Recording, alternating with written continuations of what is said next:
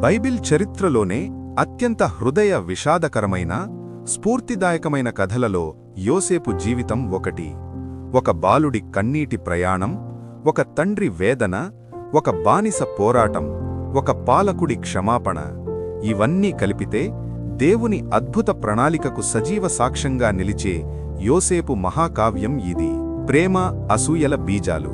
కనాను దేశంలో గుడారాల మధ్య ఒక వృద్ధ తండ్రి ముఖంలో చెప్పలేనంత ఆనందం.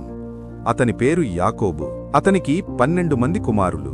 కాని వృద్ధాప్యంలో పుట్టిన యోసేపు అంటే ఆ తండ్రికి పంచప్రాణాలు. ఆ ప్రేమను వ్యక్తపరచడానికి యాకోబు యోసేపుకు ఒక విచిత్రమైన, అందమైన రంగుల నిలువుటంగీని కుట్టించాడు. ఆ రంగుల బట్ట యోసేపుకు తండ్రి ప్రేమను గుర్తుచేస్తే, అతని 11 మంది అన్నలకు మాత్రం అది కోపాన్ని, అసూయను గుర్తుచేసేది. తండ్రికి మేమంటే లెక్కలేదు, వీడంటేనే ప్రాణం అనే ద్వేషం వారి గుండెల్లో రగులుకుంది. ఆ ద్వేషానికి ఆజ్యం పోసినట్లు యోసేపుకు దేవుడు 2 అద్భుతమైన కలలు ఇచ్చాడు. ఒక కలలో అన్నల పనలు యోసేపు పనకు సాగిలపడ్డాయి. మరో కలలో సూర్యుడు, చంద్రుడు, 11 నక్షత్రాలు అతనికి సాగిలపడ్డాయి. ఏ కల్మషం లేని ఆ 17 ఏళ్ల కుర్రాడు తన అన్నలతో ఈ కలలు పంచుకున్నాడు. కాని వారి అహంకారం దెబ్బతింది. మేము నీకు దాసులమవుతామా, నీకు సాగిలపడతామా అంటూ వారి అసూయ పగ హత్యాయత్నంగా మారింది. ద్రోహం మరియు చీకటి గుంట. ఒకరోజు అన్నలు మందను మేపడానికి షెకెము ప్రాంతానికి వెళ్లారు. వారి క్షేమ సమాచారాలు తెలుసుకోవడానికి తండ్రి యోసేపును పంపించాడు. ఎంతో దూరం నడుచుకుంటూ వస్తున్న ఆ కుర్రాడిని దూరం నుండే చూసిన అన్నలు, అదిగో కలలు కనేవాడు వస్తున్నాడు, వాడిని చంపి ఏదైనా గుంటలో పడేద్దాం, అప్పుడు వాడి కలలు ఏమవుతాయో చూద్దాం అని కుట్రపన్నారు.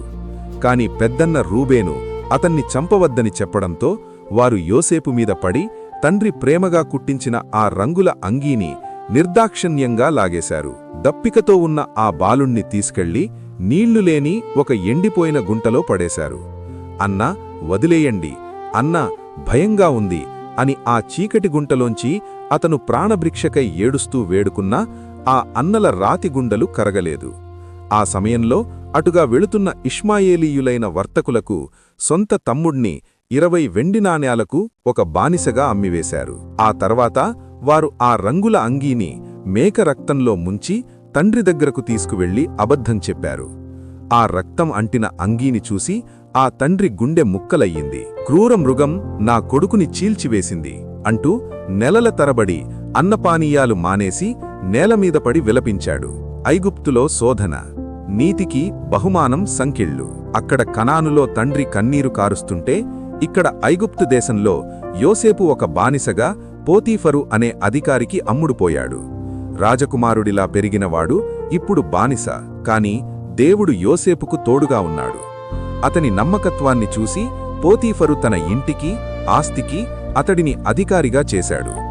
అంతా బాగుంది అనుకున్న సమయంలో ఒక భయంకరమైన శోధన ఎదురైంది. పోతీఫరు భార్య యోసేపును పాపం చేయమని ప్రేరేపించింది. ఎవరూ చూసేవారు లేరు అని రమ్మని పిలిచింది. కాని యోసేపు అడుగు తడబడలేదు. నా యజమానుడు నన్ను నమ్మాడు, వీటన్నింటికంటే మించి దేవునికి విరోధంగా ఈ ఘోరమైన పాపం నేనెలా చేయగలను అంటూ తన బట్టను అక్కడే వదిలేసి పారిపోయాడు. నీటిగా నిలబడ్డందుకు యోసేపుకు దక్కిన బహుమానం కటిక చీకటి చెరసాల. పోతీఫరు భార్య అబద్ధం చెప్పడంతో ఎటువంటి తప్పు చేయని యోసేపును బంధించి జైలులో వేశారు. కాళ్లకు ఇనుప సంకెళ్ళు, చేతులకు బేడీలు. ఒకవైపు సొంత అన్నలే అమ్మివేశారు, ఇంకోవైపు నిజాయితీగా ఉంటే జైలు పాలయ్యాడు. ఎన్నో రాత్రులు కన్నీళ్లు. కాని దేవుడు ఆ చీకటి జైలులో కూడా యోసేపు చెయ్యి వదలలేదు. చెరసాల అధికారి దయను యోసేపుకు అనుగ్రహించాడు. తోటి ఖైదీలైన ఫరో పానదాయకుడికి, భక్ష్యకారుడికి వచ్చిన కలల భావాలను దేవుని సహాయంతో చెప్పాడు యోసేపు. పానదాయకుడు విడుదలైనప్పుడు నన్ను గుర్తుంచుకో అని బ్రతిమాలాడు. కాని మనుష్యులు మరిచిపోయారు. దేవుని సమయం కోసం యోసేపు ఇంకో 2 సంవత్సరాలు ఆ చీకటి గదిలోనే నిరీక్షించాల్సి వచ్చింది. సింహాసన పిలుపు. సరిగ్గా 2 సంవత్సరాల తర్వాత ఐగుప్తు రాజు ఫరోకు 2 కలలు వచ్చాయి.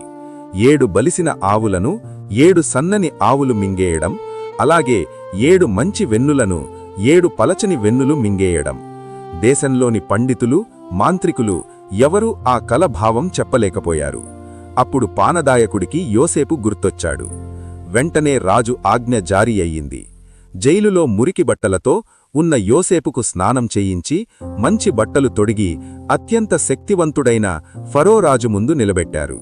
నువ్వు కలల భావం చెప్పగలవు గదా అని రాజు అడిగినప్పుడు తన గొప్పదనం చెప్పుకోకుండా నా వలన కాదు, దేవుడే ఫరోకు క్షేమకరమైన ఉత్తరమిచ్చును అని దేవుని నామాన్ని ఘనపరిచాడు. రాబోయే 7 సంవత్సరాలు దేశమంతటా మహాసమృద్ధి, ఆ తర్వాత 7 సంవత్సరాలు మహా కరువు వస్తుందని దేవుని ప్రణాళికను వివరించాడు. రాజు ఆశ్చర్యపోయాడు. దేవుని ఆత్మగల ఇట్టి మనుష్యుడి మనకు దొరకునా అంటూ తన చేతి ఉంగరాన్ని తీసి యోసేపుకు తొడిగాడు. ఒక బానిస, ఒక ఖైదీ క్షణాల్లో ప్రపంచంలోనే అత్యంత బలమైన ఐగుప్తు సామ్రాజ్యానికి అధికారి అయిపోయాడు. కన్నీటి ముఖాముఖి, అత్యున్నత క్షమాపణ. యోసేపు చెప్పినట్లుగానే 7 సంవత్సరాల సమృద్ధి ముగిసి దేశాలన్నింటినీ కరువు కమ్మేసింది. కనానులో ఉన్న యాకోబు కుటుంబానికి కూడా తిండి దొరకని పరిస్థితి ఏర్పడింది. ధాన్యం కొనుక్కోవడానికి అన్నలు ఐగుప్తుకు వచ్చారు. అక్కడ అధికారిగా ఉన్నది తమ తమ్ముడే అని వారికి తెలియదు. అధికారి ముందు వంగి నేలకు సాగిలపడ్డారు. 17 ఏళ్ల వయసులో యోసేపు కన్న కల సరిగ్గా ఇప్పుడు నెరవేరింది. యోసేపు వారిని గుర్తుపట్టాడు, కాని కఠినంగా మాట్లాడి వారిని పరీక్షించాడు. వారు నిజంగా మారారా లేదా అని తెలుసుకోవడానికి వారి సొంత తమ్ముడు బెన్యామీనును తీసుకురమ్మన్నాడు. ఒకానొక సందర్భంలో అన్నల ప్రవర్తనను, వారి పశ్చాత్తాపాన్ని చూసి యోసేపు తనను తాను ఆపుకోలేకపోయాడు. గదిలోకి వెళ్లి బోరున విలపించాడు. ఆ కన్నీళ్ల వెనుక 20 దశాబ్దాల బాధ దాగి ఉంది.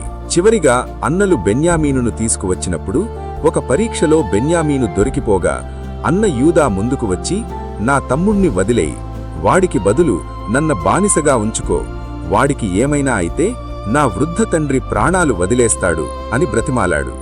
ఒకనాడు తమ్ముడిని గుంటలో తోసిన అన్నలు ఇప్పుడు ఇంకో తమ్ముడి కోసం ప్రాణాలివ్వడానికి సిద్ధపడ్డారు. వారిలో మార్పు చూసి యోసేపు హృదయం ద్రవించిపోయింది. అక్కడున్న వారందరినీ బయటకు పంపేసి బిగ్గరగా ఏడుస్తూ, నేను మీ సహోదరుడనైన యోసేపును, నా తండ్రి ఇంకా బ్రతికి ఉన్నాడా అన్నాడు. ఆ మాట వినగానే అన్నల గుండె ఆగిపోయినంత పనైంది. అపరాధభావంతో, భయంతో ఉణికిపోతూ అడుగు కూడా వెయ్యలేకపోయారు. అప్పుడు యోసేపు పలికిన మాటలు మానవ చరిత్రలోనే గొప్ప క్షమాపణకు నిదర్శనం. భయపడకండి, దగ్గరకు రండి, నన్నిక్కడికి అమ్మివేసినందుకు మీరు దుఃఖించకుడి. రాబోయే భయంకరమైన కరువు కాలంలో మీ ప్రాణాలు రక్షించడం కొరకు దేవుడే మీకంటే ముందుగా ఇక్కడికి పంపాడు అని వారిని కౌగిలించుకుని ముద్దాడి ఏడ్చాడు. దేవుని ప్రణాళిక ఎప్పటికీ గొప్పదే. ఆ తర్వాత ఐగుప్తుకు వచ్చిన వృద్ధ తండ్రి యాకోబును యోసేపు కలుసుకున్నాడు.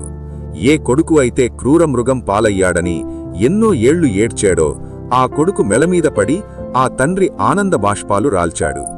ఆ కుటుంబం అంతా ఐగుప్తులోని గోసేను ప్రాంతంలో క్షేమంగా స్థిరపడింది. చివడిగా యాకోబు మరణించిన తర్వాత అన్నలు మళ్లీ భయపడి యోసేపు దగ్గరకు వచ్చి క్షమించమని వేడుకుంటారు.